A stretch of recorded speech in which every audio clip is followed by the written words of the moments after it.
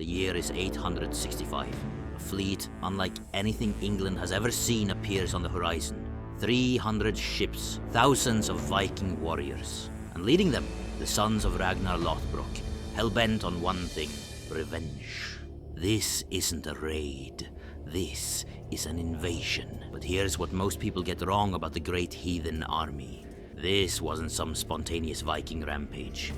This was calculated, strategic, and it would change the course of English history forever. So what actually happened when Ragnar's sons landed in England? And why did their campaign of vengeance succeed where countless Viking raids had failed? Let's dive into the real story. First, we need to talk about what sparked this invasion. According to the Anglo-Saxon Chronicle and the saga of Ragnar Lothbrok, Ragnar met his end in a snake pit. King Ella of Northumbria had captured him during a failed raid and threw him into a pit filled with venomous serpents. As Ragnar died, he allegedly uttered his famous last words: "How the little pigs would grunt if they knew how the old boar suffers."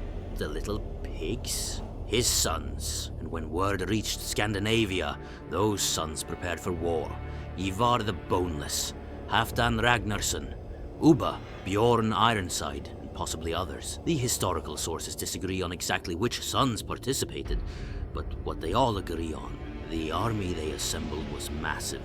The Anglo-Saxon Chronicle describes their arrival in East Anglia in 865 with a chilling simplicity. Here, the heathen army came to England, but calling it just an army undersells what this actually was. Here's where the Great Heathen Army differed from typical Viking raids. Previous Viking attacks were hit-and-run operations. Smash a monastery, grab the silver, sail home before the local army could respond. The Great Heathen Army didn't sail home. They wintered in England. They built fortifications. They brought horses, lots of them, which the Anglo-Saxon Chronicle specifically notes. This mobility gave them a devastating tactical advantage over English forces that had to assemble slowly. And their strategy: textbook conquest through division. England in 865 wasn't one kingdom. It was 4 major kingdoms constantly fighting each other: Northumbria, Mercia, East Anglia, and Wessex. The Viking army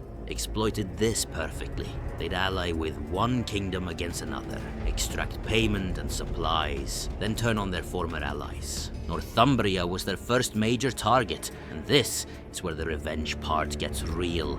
The kingdom was already weakened by civil war between King Ella and a rival named Osbert. The Viking army saw the opportunity and struck in 866, capturing York, one of the richest cities in England. When Ella and Osbert finally stopped fighting each other and united to retake York in 867, it was too late. The Vikings had fortified the city. According to the Anglo-Saxon Chronicle, both English kings died in the assault, but the sagas tell a darker story about Ella's fate. The saga of Ragnar's sons describes Ivar the Boneless performing the Blood Eagle on Ella, a brutal execution where the ribs are severed from the spine and pulled outward to resemble wings. Modern historians debate whether the Blood Eagle was actually practiced or just saga embellishment, but one thing's certain: Ella's death was meant to send a message. Northumbria fell, and the sons of Ragnar weren't done. After securing Northumbria,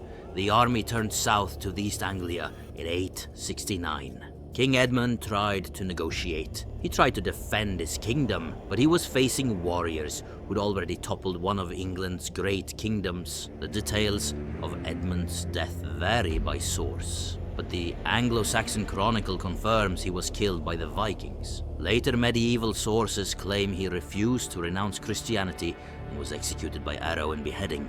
Whether that's historically accurate or Christian propaganda, the result was the same. East Anglia fell. 2 kingdoms down, 2 to go. Mercia was next. And here's where the Viking strategy gets really interesting. Instead of immediately conquering Mercia, they extracted tribute.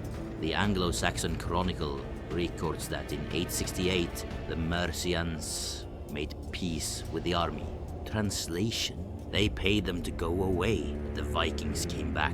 In 874, they drove King Burgred into exile and installed a puppet king named Ceolwulf. Mercia became a Viking client state. This wasn't just about revenge anymore. The sons of Ragnar were building an empire. Archaeological evidence backs this up. Viking settlements, artifacts, and even changes in place names across the English Midlands date to this period. The Vikings weren't planning to leave, which brings us to Wessex, the last independent English kingdom, and the only one that survived. The Viking army attacked Wessex repeatedly throughout the 800s and 70s.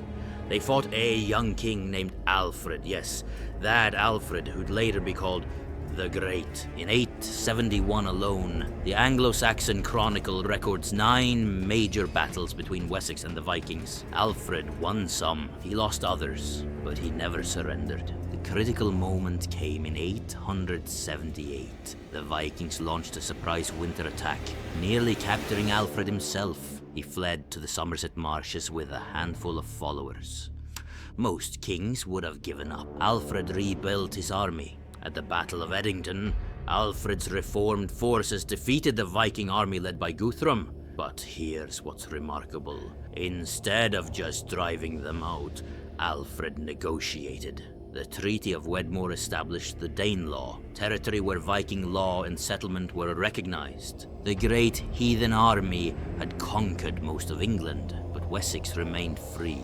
Now here's the part that gets lost in dramatic retellings. The Great Heathen Army's campaign wasn't one continuous war.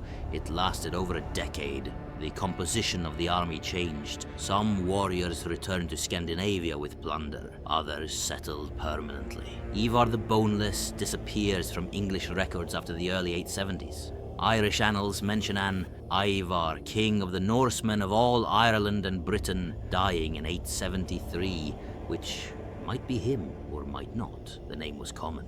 Halfdan died in Ireland in 877, according to the Annals of Ulster, fighting other Vikings. The point is, this wasn't some saga where all the brothers stayed together until a neat ending. It was messy, political, and ultimately about more than just revenge. So what did the Great Heathen Army actually accomplish? They destroyed 3 of England's 4 great kingdoms. They established Scandinavian rule over half of England that would last for generations. They forced the surviving English kingdom to adapt, innovate, and eventually become strong enough to reclaim England under Alfred's descendants. Archaeological evidence shows permanent Viking settlement in areas like York, Lincoln, and the 5 boroughs. Place names ending in by, Thorpe, and Thwaite mark where Vikings farmed, traded, and built communities. Modern DNA studies show Scandinavian ancestry concentrated precisely in the regions the Great Heathen Army conquered. The invasion that started as revenge for one king's death became a colonization that reshaped England forever. The sons of Ragnar didn't just burn kingdoms, they built new ones on the ashes. And that's the real story of the Great Heathen Army. Not just Vikings seeking vengeance, but conquerors who fundamentally changed the political, cultural, and genetic landscape of England. The old boar suffered in that snake pit, but his sons, they made sure the world remembered what happened when you crossed the family of Ragnar Lothbrok.